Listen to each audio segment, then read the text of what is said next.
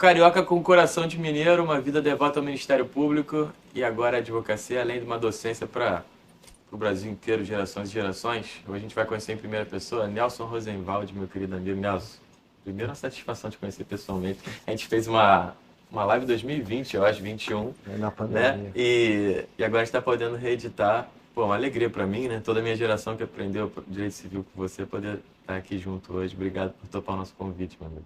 Eu que agradeço, Zé Roberto. É uma satisfação enorme.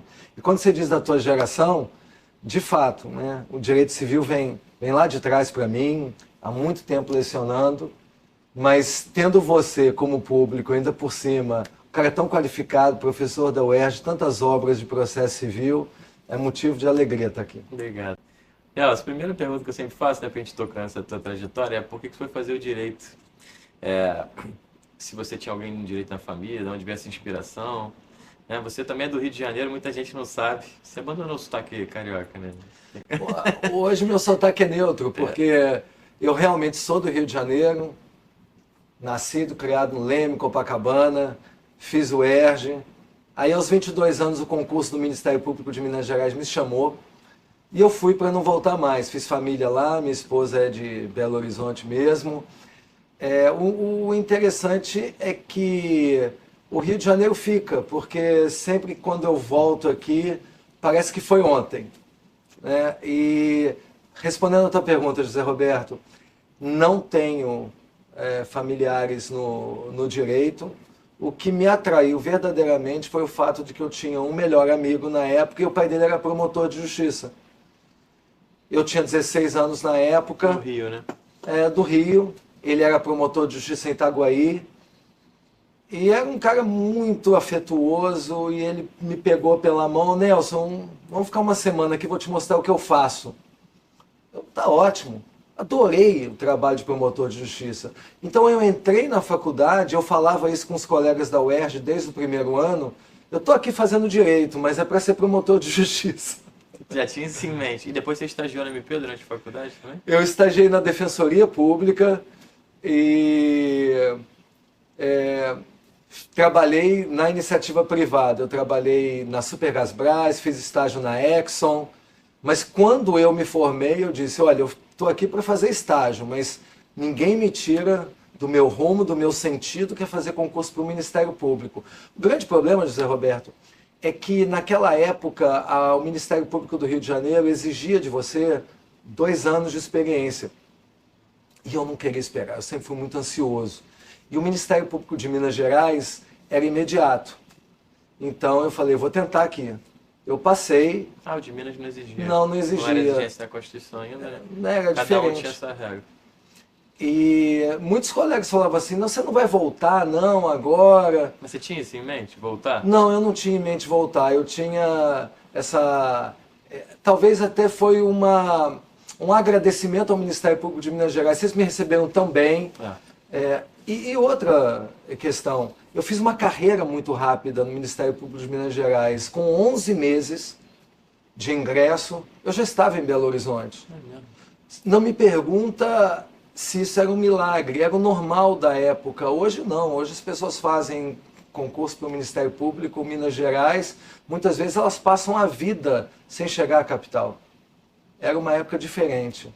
A carreira era mais enxuta, né? Exatamente. Eu não sei se de repente não tinha nem tanta vaga no interior. Não sei se de repente a interiorização até aumentou. Não, todas as carreiras hoje estão assim, né? Eu também acho que eu nem chego à capital. De repente daqui a uns 20 anos eu consigo ser titular na capital, né? E aí, Nelson, você vai para Minas 22 anos? Com 22 anos de idade. Você passou por 22 anos? Com 22 anos e poucos meses eu passei.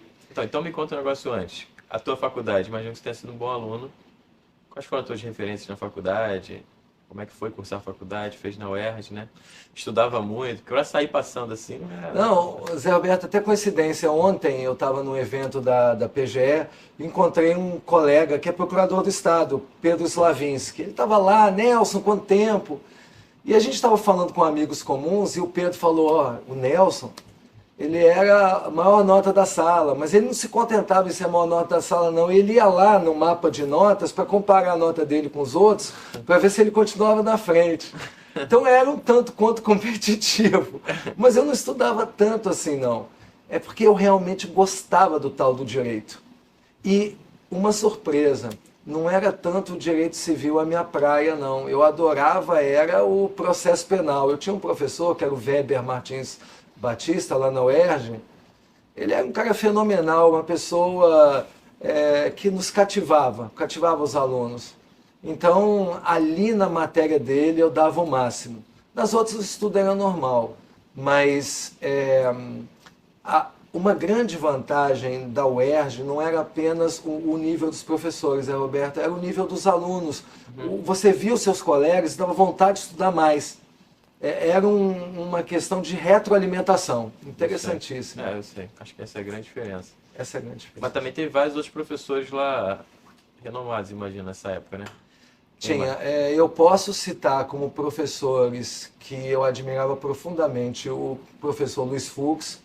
Ele estava ali começando. É um exemplo de professor, muito amigo dos alunos. Aulas inesquecíveis. Professora Heloísa Helena Barbosa, minha inspiração para o direito civil. Ontem ela estava comigo no evento e ela falou assim, olha, eu quero dizer para vocês que o Nelson foi meu aluno. Eu falei, não, o que me orgulha muito mais é ter tido você como professora. E até hoje ela, no biodireito, é uma das maiores autoridades do direito brasileiro. E vários outros grandes professores que a gente tinha lá na UERJ. João Marcelo, de Direito Penal, o Caio Tácito, em Direito Administrativo. Vários professores que orgulharam nessa caminhada. E aí você, com essa base, você faz prova para MP de Minas, aí passa e vai morar em Minas. Sem família, sem nada, né? Sem família nem nada. Eu fui, gostei muito. É interessante essa diferença entre o mineiro e o carioca. O carioca, de um modo geral, ele rapidamente faz amizade. E até hoje eu tenho meus grandes amigos de adolescência, mas os mineiros demoram um pouquinho para engatar. A marcha vai um pouco mais lenta, mas quando pega é para valer. E em Belo Horizonte, onde eu moro, desde 1990 eu moro em Belo Horizonte, tenho amigos demais e aposentei no Ministério Público. Muitas pessoas falam, mas você não vai embora de Belo Horizonte? Não tenho razão, eu estou enraizado ali. Aí você conheceu a tua esposa mais ou menos nessa época, logo no início? Casou logo? Como é que foi isso? Casei 5 anos depois. E ela é mineira? Mineira, médica lá, professora também da Universidade Federal de Minas Gerais.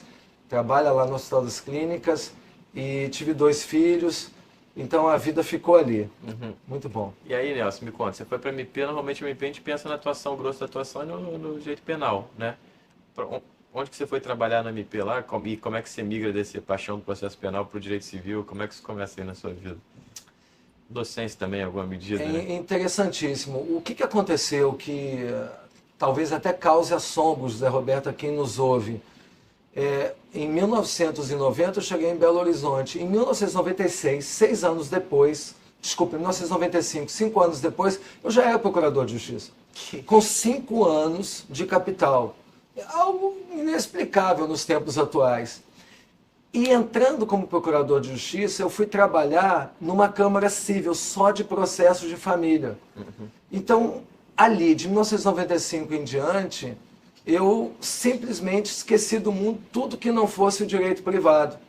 E as minhas aulas começaram para valer em 1995, como professor de cursinho, dali. E eu comecei com direito de família, direitos reais, e abracei todo o direito civil de A a Z. Todo o direito civil. E fiquei em cursinho, eu fui um dos criadores de um curso na época chamado Pretorium, isso, com outros amigos que eram membros do Ministério Público e eram oriundos da UERJ. Então foi um grupo de amigos que vieram da UERJ, com exceção do Rogério Greco, que era do direito penal, não era da UERJ, mas era meu amigo de Ministério Público. Também é carioca, né? Também é carioca, também foi para ela no meu concurso. No meu concurso também, Rogério. Legal. E Rogério hoje é secretário de Segurança de Minas Gerais. E fizemos juntos isso. E aula de cursinho naquela época era completamente diferente de hoje, porque não tinha o curso à distância. Nós viajávamos por Minas Gerais, todo final de semana a gente tinha cursinho também, era em Uberlândia, era em Juiz de Fora, Governador Valadares. Então é uma vida muito dinâmica. Sim. E aí o Pretório é quando? 96, nessa época? 95, 96 e fiquei lá até 2011. O Pretório teve uma projeção muito grande, né?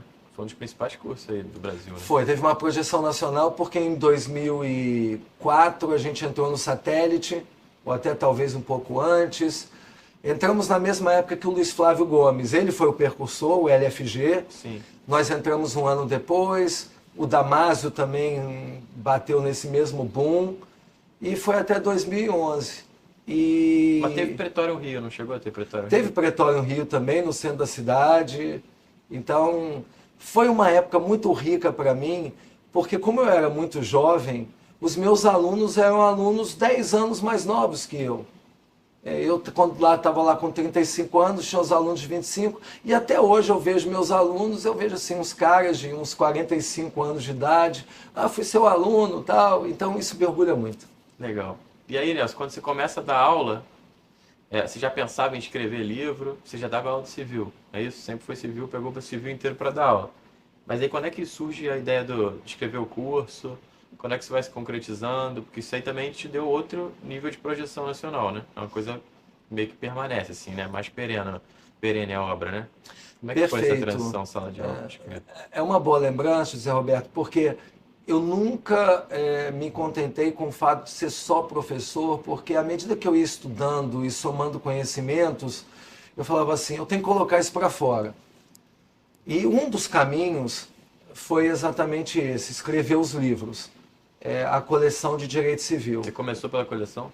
Eu comecei pela coleção de Direito Civil porque eu gostava demais de direitos reais e obrigações, e eu comecei aqui justamente no Rio de Janeiro, primeiro com a editora do William Douglas, né? Uhum. E depois eu fui para a Lumen Iuris, mas eu encontrei nesse caminho um grande parceiro que foi o Cristiano Chaves. Em 2003, o Cristiano Chaves me chamou para dar aula no Pódio, na Bahia, em Salvador. Cristiano adorava sucessões e família. Uhum. E aí, num bate-papo, falei, vamos fazer uma coleção nós dois. Eu já tenho uma obra de reais e obrigações. Você tem essa paixão por família e sucessões. Vamos lá. E a coleção foi escrita de 2004, terminou em 2012. Os 7 volumes nós escrevemos juntos. Basicamente, eu não tenho por que esconder. Parte geral, família e sucessões, é muito mais Cristiano. Eu sou a parte de obrigações, contratos, reais e responsabilidade civil, esses 4 livros. Mas um sempre revisou o livro do outro. E aí nós assinamos essa coleção de 7 volumes. Infelizmente, Cristiano faleceu ano passado, mas eu tenho esse compromisso com ele, com a família dele, de levar o nome dele na obra enquanto eu estiver vivo. Então, uma coisa é a minha coleção com ele e outra coisa são os livros que eu fui escrevendo no caminho, meu voo solo, diferente. Mas esse voo solo, Zé Roberto, tem muito a ver com a minha carreira acadêmica, que eu fiz lateralmente. Mestrado, doutorado, né? Tudo na PUC São Paulo, mestrado, doutorado, onde eu conheci o meu grande mestre, o professor Renan Lotufo. O professor Renan Lotufo foi a figura genial do direito civil na minha vida. Você deve ter também aquela figura com quem você identifica, eu sei o tamanho carinho que você tem pelo professor Luiz Fux, e o professor Renan Lotufo foi o cara que foi o grande mestre que me inspirou pelos ensinamentos, pelo exemplo, pela elegância, pela liberdade que ele dava para os seus alunos. E foi uma relação sensacional, única. Quando que vai para o mestrado? Mestrado em 2002. Eu fiz um mestrado 2002. mais tarde, 2002, com ele. Eu fiz o doutorado com ele em 2006. Mestrado e doutorado na PUC São Paulo. E o interessante, José Roberto, é que quando eu fiz a dissertação de mestrado, que foi sobre dignidade humana e boa-fé, foi muito tranquilo. Mas quando eu fiz o doutorado em 2006, que foi sobre cláusula penal, muita gente jogou o dedo para cima de mim e falou, poxa, Nelson, cláusula penal, tema fechado, por quê? E aí eu te respondo agora, porque todo mundo gosta de trabalhar cláusulas gerais. É encantador você escrever sobre função social, Sim. boa-fé, dignidade, até porque até hoje são os temas fascinantes do direito civil. Mas quando a gente pega um tema que nem cláusula penal, que é um tema mais duro, técnico do direito das obrigações, muitos leitores têm uma certa dificuldade. E eu achei que aquele era um tema para ser enfrentado. E eu fiquei muito feliz com o resultado. Mas até hoje as pessoas, quando olham um civilista, elas falam assim, não, você tinha que ter escrito sobre uma questão mais ampla, uma cláusula geral, mas não me arrependo em nada, não. E aí, depois disso, tem outras obras monográficas tuas sobre responsabilidade civil, né? Você acabou enveredando mais também para responsabilidade civil, tem o IBERC também, né? Outras obras coletivas. Em 2011, eu resolvi fazer um pós-doutorado. Aí eu fui 6 meses para a Itália, na Universidade Roma Tre, mas já com a ideia na cabeça de escrever sobre as funções da responsabilidade civil. E deu muito certo, porque os italianos ali eles estavam à frente do tema. E a partir dali eu peguei um amor pela responsabilidade. Nunca abandonei o resto do direito civil, continuei lecionando direito civil de A a Z, mas veio essa paixão fulminante pela responsabilidade civil. Eu observei naquele momento, Zé Roberto, que havia um gap enorme entre o que se ensinava de responsabilidade civil no Brasil e aquilo que era um dever ser da responsabilidade civil. Então, teve esse período. Depois eu tive um outro sabático de 6 meses em Oxford, onde eu desenvolvi um estudo sobre a responsabilidade civil na função restitutória, ou seja, a responsabilidade civil num viés onde agentes econômicos buscavam lucros através da responsabilidade civil, um outro tema que até hoje eu gosto de falar sobre ele. E aí esse tema me levou à Inglaterra, me levou a outro sabático em Madrid de 6 meses, na Carlos III. Então assim, eu sou um sujeito curioso. E eu não parava de estudar essas matérias. Legal esse assunto, isso me chamou a atenção. E primeiro você fala que o que normalmente a gente ensina na responsabilidade civil, aquele feijão com arroz, você acha que tem um gap aí para o que deveria ser a responsabilidade civil. Eu fiquei curioso de pedir alguns exemplos nisso. E depois nessa tua experiência, né? Europa, Inglaterra, nesse panorama comparado da responsabilidade civil, o que você vê diferente de um país ou outro? Ou a gente pode tratar meio que tudo junto, aproximado? O que você diria aí para quem está ouvindo aqui no Brasil? Eu que só estudei responsabilidade civil no Brasil, o que você traria essas perspectivas?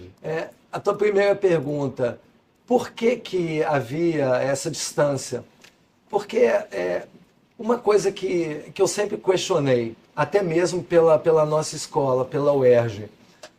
Lá na UERJ, desde cedo, o grande mérito do professor Tepedino e de toda a turma brilhante que é a escola do direito civil da UERJ, sempre se funcionalizou a propriedade, sempre se funcionalizou o ensino dos contratos, o próprio direito de família, a família foi funcionalizada, mas não se funcionalizava a responsabilidade civil. Entendia-se que a única missão da responsabilidade civil era a compensação de danos. O único ideal da responsabilidade civil era pegar a vítima pelo braço e tentar uma tarefa impossível de restituí-la à situação anterior ao ilícito, como se o ilícito não tivesse acontecido. Isso é muito pouco. E eu trabalhei exatamente nesse terreno. Ou seja, como a responsabilidade civil pode ser vista de uma maneira muito mais abrangente do que esse viés único da função compensatória. E respondendo à sua segunda questão, José Roberto, as pessoas no Brasil têm uma certa alergia às jurisdições do common law, falam, olha, nada do que acontece na Inglaterra e nos Estados Unidos nos interessa, porque nós vivemos no sistema da civil law, que é um sistema predominantemente normativo e não jurisprudencial. E eu acho mudou muito, né? Mudou muito. Mudou demais. E você do processo civil sabe que... Desde o Código de 2015 todo mundo fala dessa hibridização, né? Mas nessa perspectiva da responsabilidade civil, realmente a gente tem outra compreensão, né? Outro grau de compreensão. Você acha que a gente consegue incorporar isso para cá? Você vê como a jurisprudência em relação a isso? Você acha que é muito reticente, os tribunais? essa admissão das outras funções, até dando moral, a gente sempre tem essa discussão. Como é que você enxerga essa evolução no Brasil? Você acha que é desejável a gente importar isso? Eu acho que tem uma coisa muito legal que facilmente permite o entendimento do porquê que as jurisdições da Common Law nos fornecem pistas importantes. Porque o direito civil tradicional ele sempre trabalhou com aquelas fontes das obrigações. Responsabilidade civil, contrato, enriquecimento sem causa, de uma forma muito tópica.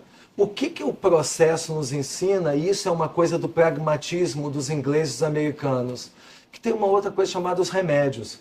Ou seja, e quando a gente fala de uma perspectiva remedial do direito, que é muito aquilo que os ingleses e os norte-americanos falam, nós conseguimos trazer uma outra visão para o direito civil que é muito próxima do processo civil. O processo civil e direito civil trabalham muito próximos porque o direito civil traz a tutela do ilícito, a tutela do dano. E o processo civil traz as técnicas, traz os procedimentos. Então dá para abraçar o processo civil com isso. E essa tarefa, ela é apaixonante para mim. Eu acho que o Marinoni fez muito isso no processo civil, trouxe isso da Itália, fez muito bem, Arenhart, Marinoni. E no direito civil sempre tive essa preocupação desde 2011 de fazer essa aproximação na responsabilidade civil. Legal. Esse é um tema interessantíssimo, importante demais. E de todos os dias, não temos de todos os dias, pô. Todo lugar, a responsabilidade civil está em qualquer canto, né? De uma ação de atraso de voo até as maiores indenizações do país, né? É isso. E eu tenho tanta curiosidade, e eu acho que essa eu vou te pegar, vou te surpreender, que em 2015 eu falei assim, olha, eu gosto muito de direito civil, mas eu quero sair do Caio versus Tício. Eu quero conhecer, não o litígio entre dois particulares, eu quero entender essa vida empresarial. E aí eu fiquei lá em Coimbra 4 meses para fazer um pós-doc de direito societário. E nesse pós-doc eu estudei grupos empresariais, que também foi uma coisa que gerou um livro importante hoje para mim, entender essas questões empresariais. Eu não tinha, porque o direito civil vive dentro de uma certa pureza. E foi muito bom fazer essa ponte com o societário, com o empresarial. Mas foi só um período. Depois eu voltei com toda a força para o direito civil. Não, mas isso é legal o que você está falando. Eu ia até te perguntar nisso, Daniel, você citou aí, só nessa conversa, você citou, sei lá, uns 10 livros aí, tranquilamente, que você escreveu, né? E você está escrevendo há décadas, né? Eu te perguntaria, como é que é isso para você escrever? Você sente prazer escrevendo? Você acha que é importante a gente também exteriorizar aquele estudo anterior? Eu vejo muito isso na hora que eu vou escrever um livro, eu me disponho a escrever um livro. Lembro mesmo livro de posse, né, e uso capião, escrever a parte processual. Eu tinha algumas coisas que eu tinha estudado, mas não foi nem só exteriorizar, foi uma oportunidade para eu parar, ler tudo que eu poderia sobre aquilo, organizar e escrever. Então, antes de mais nada, quando eu me disponho a escrever, é uma oportunidade de eu me formar e também aquilo ficar condensado em algum lugar. Agora, a gente tem vários professores super renomados que, por exemplo, não escreveram um manual, um curso também, né? Mas eu me identifico muito com essa sua sede de, não só de estudar, mas de escrever. E queria saber como é que é isso para você, né? A importância das obras, a própria prática da escrita, quando você escreve, como você escreve. Eu queria ouvir esses bastidores aí. José Roberto, eu tenho a mesma sensação que você. Para mim, escrever um livro ou um artigo, eu gosto mais de escrever livro do que escrever artigo. Eu também. Né? Você também gosta mais? Também. Né? Eu gosto mais porque... Dá uma completude, né? Escrever livro, para mim, é como se fosse fazer o último capítulo da novela. Por quê? Porque todos os outros capítulos anteriores são as minhas leituras. Então, eu vou fazendo uma leitura A, B ou C, eu cheguei ao entendimento daquilo, juntei a minha experiência que eu tenho sobre aquele assunto, a memória sobre as obras que estão lidas, e aí eu vou e escrevo. É como se eu tivesse ali descarregando e fazendo um exercício de liberação. E eu fico muito feliz com esse resultado. É por isso que eu não posso parar com isso. Eu acho que a hora que eu parar de escrever livros, eu vou ficar insatisfeito. Eu, de alguma maneira, penso que é uma forma de gerar completude como profissional. Mais importante para mim do que lecionar é escrever. eu posso amanhã parar de dar aulas, que isso não será uma fratura emocional. Mas para mim, parar de escrever é uma amputação.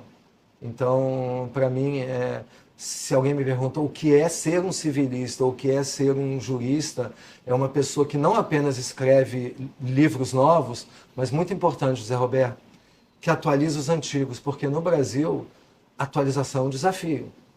Tem alguns colegas da Inglaterra que falam, olha, eu fiz um livro há 15 anos atrás, eu não preciso atualizar. Eles não precisam, mas nós precisamos. Às vezes, entre receber o miolo e na revisão, já tem um monte de informativo para colocar nesse livro. Hoje, realmente, a gente corre atrás do último informativo do STJ. Claro. Enquanto o colega da Inglaterra... Ainda mais direito civil, né? Ainda mais direito civil. Às vezes, uma matéria ali menor, não tem tanta modificação, né? Mas o direito civil, cada semana já tem conteúdo para atualizar, né? E mais, e você tem que manter o espírito crítico. Não é pelo dizer, olha, a terceira turma do STJ decidiu isso e ponto. Você não é simplesmente um transmissor de conteúdo, porque o chat GPT hoje vai fazer isso. Não, você tem que... O seu leitor hoje, ele vai confiar no seu nome para o futuro, para continuar adquirindo as obras, porque ele acredita que você faz uma ponte entre aquele conjunto heterogêneo de informações e aquele material que ele necessita, num mundo onde a informação é tão dispersa e plural. E vem cá, né? Você tem sempre um projeto, então, de escrita? Sempre tem algo ali na tua mente? Sempre. Te falo novo. O nosso novo projeto, a gente já tem a coleção de 1 a 7. Eu estou querendo criar agora um volume 0 da coleção o Didier fez de isso. Direito Civil. Foi inspirado no Didier. Eu falei assim, o Didier fez um 0 que foi Justiça Multiportas, não é isso, Zé Roberto? Exatamente. Foi. E eu falei assim, a gente precisa ter um 0 para tratar do quê? Do direito civil digital, que é um direito civil novo. Mas seria o 0 ou seria o... São 8 volumes, né? Aí vai ser o 8º volume. Seria o 8º. Seria o 8º volume nessa história. Isso é uma realidade que realmente não existia e hoje já tem 30 mil interrogações, né? Exatamente, é um direito civil diferente. E é direito diferente. civil, exatamente. Não é uma outra disciplina, né? Não, a gente então, tem que integrar com tudo. Olha, está sendo difícil. Agora é desafiador, porque é meio que um aprendizado enorme do 0, né? E até mesmo porque, se você for ver, na Comissão de Reforma do Código Civil, há um livro de direito digital autônomo. Então, todo mundo vai ter que escrever esse livro. Então, isso vai ter que acontecer. Mas será que vale a pena colocar essas questões dentro de cada livro de direito digital? Eu vou falar de sucessão digital, eu vou só no livro 7. Não é bom trazer ao leitor do século XXI uma informação mais... uma informação autônoma, isolada. Então, esse é o projeto. Tomara que dê certo. E aí você mencionou essa comissão da reforma do Código Civil, né? Que foi uma experiência recente que você teve. Eu ouvi um pouco de você sobre isso, porque eu imagino que essa experiência enquanto legislador, naturalmente, mas uma colaboração para o legislativo, isso é uma experiência também diferente do que você já teve anteriormente, né? Me conta um pouco aí como é que foi isso para você. Para mim, foi um marco na minha carreira, José Roberto, porque muito antes dessa comissão surgir, ela surgiu em meados do ano passado, eu sempre comentava com os colegas da importância de uma revisão do Código Civil. Você já sentia isso? Eu sentia isso com todas as forças, comentava isso e havia sempre uma reação, mas o Código Civil é de 2002. Por que uma revisão do Código Civil de 2002?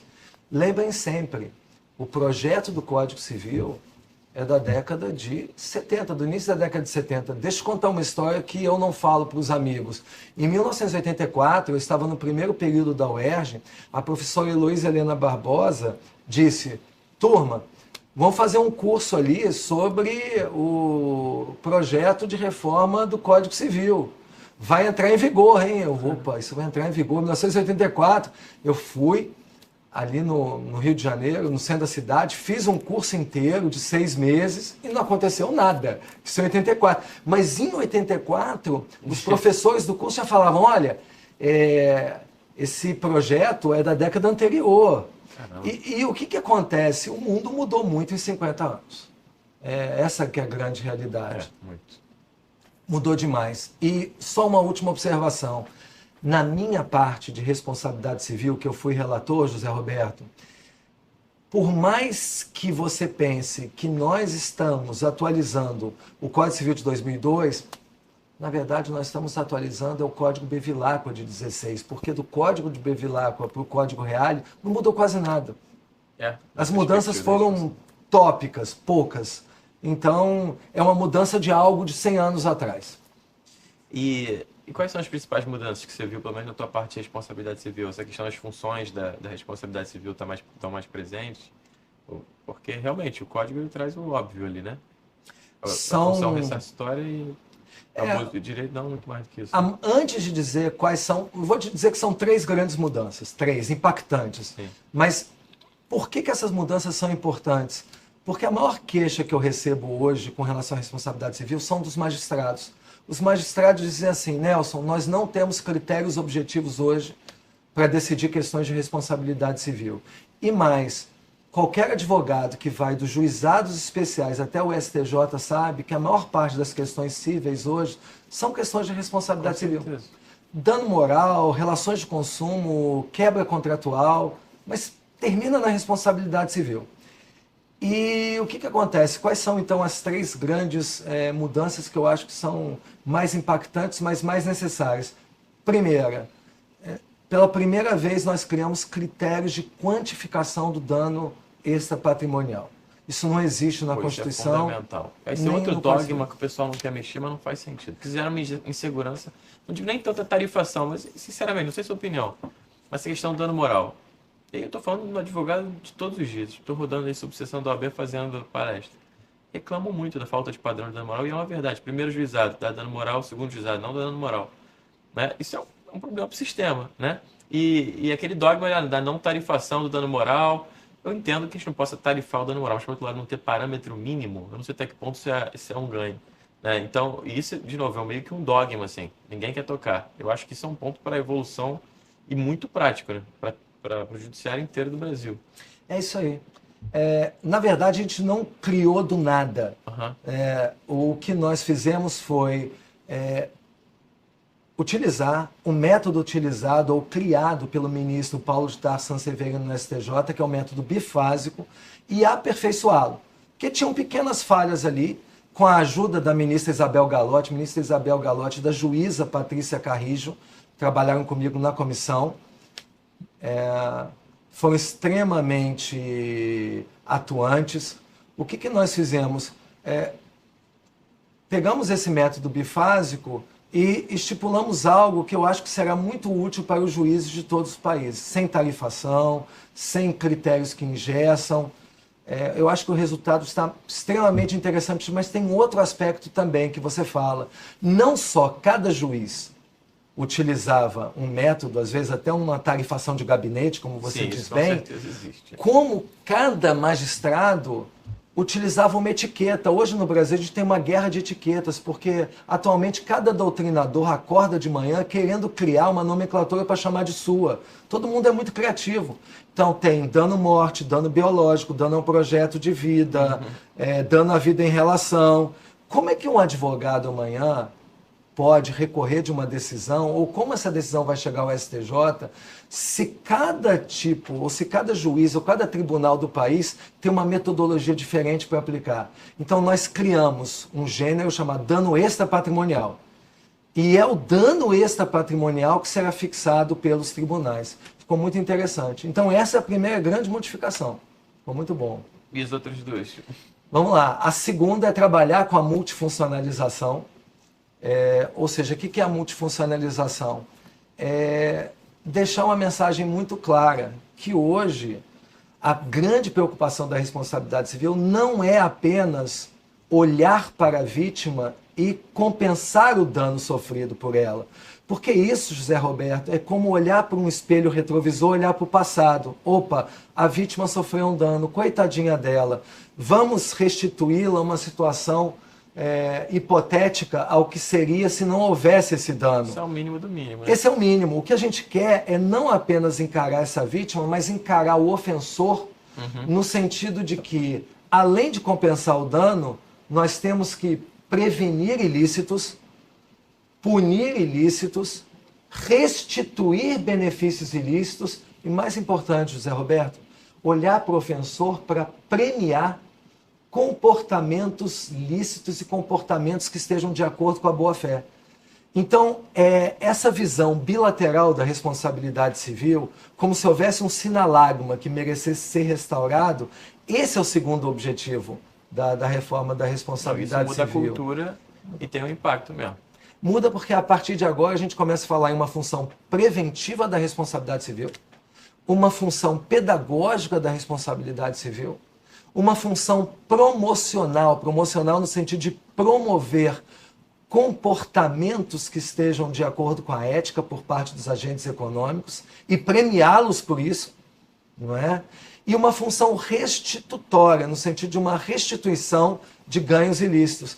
Ou seja, a responsabilidade civil, ela qualitativamente é ressignificada. Isso você acha que é importante, obviamente que é importante estar no código, mas hoje a gente já ventila algumas dessas funções, mas de maneira um pouco tímida, né, e um pouco dúbia também, né? Você falou o que eu esqueci de dizer, que é a maior fonte de segurança jurídica. Essas funções hoje todas existem implicitamente dentro do dano moral. Isso. Hoje nós temos um dano moral anabolizado e hipertrofiado, porque como o magistrado não tem nenhuma dessas funções na lei, e ele quer, com base num sentimento de justiça, de alguma maneira cumprir essas missões, ele coloca tudo isso dentro do dano moral, mas sem fundamentação, a base apenas de sua criatividade. Então, não precisa do dano moral. Exatamente. Entendi, isso é uma diferença considerável. E quando o advogado vai recorrer, ele fala assim, eu estou recorrendo do quê? É da compensação do dano? É de uma eventual punição? Aonde que está isso? Entendi. Então isso não precisa mais de dano moral na própria responsabilidade civil, ou seja, o dano moral passa a ter apenas uma função compensatória. O dano moral é para compensar o dano da vítima. Entendi. Mas o dano moral não tem mais nada a ver com o ofensor e com as outras funções. Legal, isso é muito importante. E o terceiro ponto? Né? O terceiro ponto é, à medida em que hoje a responsabilidade civil está sendo objetivada, cada vez menos se discute sobre culpa, sobre ato ilícito. Qual é o objetivo, então? É mostrar que as hipóteses de responsabilidade objetiva, elas não podem surgir de um discricionarismo do juiz. O juiz não pode simplesmente dizer, isso aqui, José Roberto, é risco da atividade. Então eu estou aplicando uma responsabilidade objetiva. Nós temos que fornecer padrões objetivos para que os magistrados eles cheguem ao entendimento de que aquela é uma atividade de risco inerente, aquela é uma atividade de risco especial. Então, há um aperfeiçoamento da cláusula geral do risco da atividade. Isso é importante para os agentes econômicos, porque um cara quer aplicar no Brasil, uma empresa, um empreendedor quer botar o seu dinheiro no Brasil, ele tem que saber quais são as regras do jogo. Ele não pode ser vítima simplesmente de uma criatividade judicial. E os próprios magistrados eles ficarão profundamente agradecidos a partir do momento em que existam critérios que possam levá-los a uma melhor decisão, a uma decisão que seja explicável, que tenha coerência e racionalidade, e isso pacifique a responsabilidade civil. Pô, isso é importantíssimo, hein, Nelson? É um impacto tremendo. Só nessa parte do código já vale a pena o projeto, né? Eu sinceramente, eu sou suspeito para dizer. Claro, sim, mas é importantíssimo. E de novo, é super prático. E hoje é triste, mas a comissão sofre alguma oposição, mas é normal essa oposição dentro do meio dos civilistas. E eu gosto muito das críticas, José Roberto, quando as críticas são muito bem fundamentadas. As críticas são assim, eu gosto de A, e eu não gosto de B por causa disso, e poderia melhorar. Mas hoje, infelizmente, dentro do meio brasileiro, o que existem são críticas vazias, simplesmente porque você não é da mesma escola da pessoa, simplesmente porque não existe amizade com aquela pessoa. Então, essa questão no Brasil do compadrio, ela infelizmente dificulta, porque os civilistas deveriam, nesse momento, buscar consensos colaborar e uma colaboração no aperfeiçoamento desse anteprojeto. Porque esse anteprojeto ele é muito sério, porque inclusive tem vários ministros do STJ envolvidos nessa tarefa. O senador Rodrigo Pacheco está imbuído de levar esse anteprojeto adiante, então eu estou muito esperançoso. Legal. E Nelson, a última pergunta, eu queria falar sobre essa última etapa da sua profissional, que é na advocacia, né? Ela aposentou na MP e está advogando. Já faz o quê? Um ano, 2 anos? Já tem? Um ano. Um ano. Como é que está sendo essa experiência, teus próximos projetos? Eu estou gostando bastante da advocacia, trabalhando como parecerista na maior parte do tempo. Zé Roberto, ser parecerista, incrivelmente, é uma extensão do seu trabalho como doutrinador. Quando você escreve livros e solta a sua criatividade, existe toda uma mágica. Aquele livro sai, ele é uma criança que necessita do seu amparo, porque nos anos seguintes você tem que atualizá-lo. Então, para mim, essa tarefa é muito bonita. E ser parecerista é escrever textos com a única diferença que você trabalha com casos concretos e mais, casos concretos em que você confia e que são coerentes com tudo aquilo que você escreveu. Porque antes de pegar qualquer parecer na mão, eu faço uma curadoria. Será que esse parecer e essa tese que eu devo defender, ela é consistente com tudo aquilo que eu escrevi na vida? Sim. Se houver uma mínima contradição e incoerência, eu não pego. Esse é o problema de ter escrito muita coisa, né? Esse Não, mas pra é mim- verdade, claro, seu nome tá acima de tudo, né? E- Pra mim dificulta. É, claro. Nelson, meu amigo, muito obrigado por essa conversa aqui. Sempre bom aprender contigo. Sou seu fã. Os portas estão abertos aqui no Instituto sempre. Estou com vários projetos aqui já. Quando você falava, eu ia pensando. E é isso, o Rio de Janeiro está sempre te esperando também de volta, pô. Eu que te agradeço, Zé Roberto. Você sabe que a admiração é mútua, a confiança é recíproca. Você tem um caminho belíssimo pela frente, que não é um futuro, que é um presente que já está se construindo. Então, muito obrigado, cara, de irmão. coração. Obrigado. Esse foi Nelson Obrigado. Rosenwald em primeira pessoa, pessoal.